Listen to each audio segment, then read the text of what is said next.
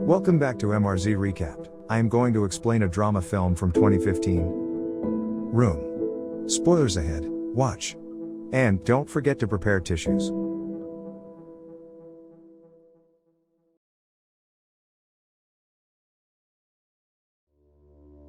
The story begins with Joy Newsom, a 24-year-old woman and her 5-year-old son Jack Newsom, who live in a rundown former warehouse in Akron, Ohio, United States. They call it a room. They share a bed, toilet, television and kitchen in one room. The room is tightly closed, there is no window on the wall, the door is locked from the outside and the only window is on the roof of the room. They are both prisoners of a man they call Old Nick. He is Jack's biological father who kidnapped his mother Joy 7 years ago. Joy has no choice but to survive for her son who is suffering from malnutrition and depression due to inactivity with the outside world. Joy assures Jack that only the room and its contents are real and the world only exists on TV. They live with all limitations but still Joy keeps the spirit for the sake of his son. One day Old Nick tells Joy that he has lost his job, and threatens Joy that he will no longer be able to supply all of her needs. One night, Jack was curious about Old Nick, what he looked like and what kind of person he was. When Old Nick was going to sleep with his mother, he went into the closet and slept in it, the routine he always did when Old Nick would make out with his mother. Jack came out of the closet and looked at his biological father's face. The next morning, Joy was shocked when she woke up and saw Old Nick interacting with his son then slapped. As punishment, Old Nick turned off the electricity to the room, so all electronic equipment could not be used.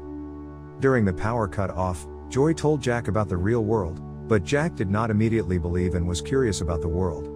Joy tries really hard to tell Jack that the world is so big and explains that outside of the room there is another room but again. Still he doesn't believe it and always associates all the things with TV, because that's the only thing he thinks is alive and real. Desperate with the situation, and also Jack who still doesn't understand about the world, makes Joy think of planning an escape. Joy told Jack to pretend he was sick, then he called Old Nick to come to his room and told him to immediately take Jack to the clinic. But his efforts were in vain. Old Nick decided to go alone and buy medicine for Jack.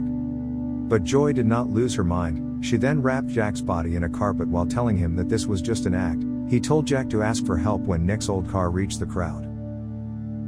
Then Old Nick came. Joy cried in panic and told him that Jack had died. Then she told Old Nick to bury him and forbade him to open the folds of the carpet where Jack's body was wrapped with the excuse that he could not bear to see his son's corpse.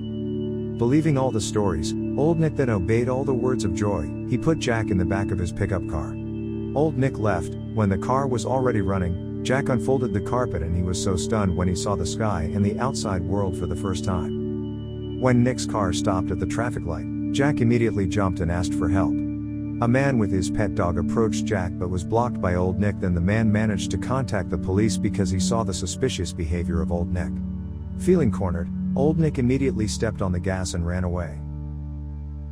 The police finally arrived and asked for information from Jack. He was so shocked and remained silent, he only said the word, "Ma." Jack looked stressed but the police finally managed to find where Jack lived based on his story and led the police to find where he lived as well as find Joy and take them to the hospital. What a very touching moment. After all this time, they finally reunite with his family. Joy just realizes that her parents have divorced and her mother, Nancy Newsom, has a new lover, Leo.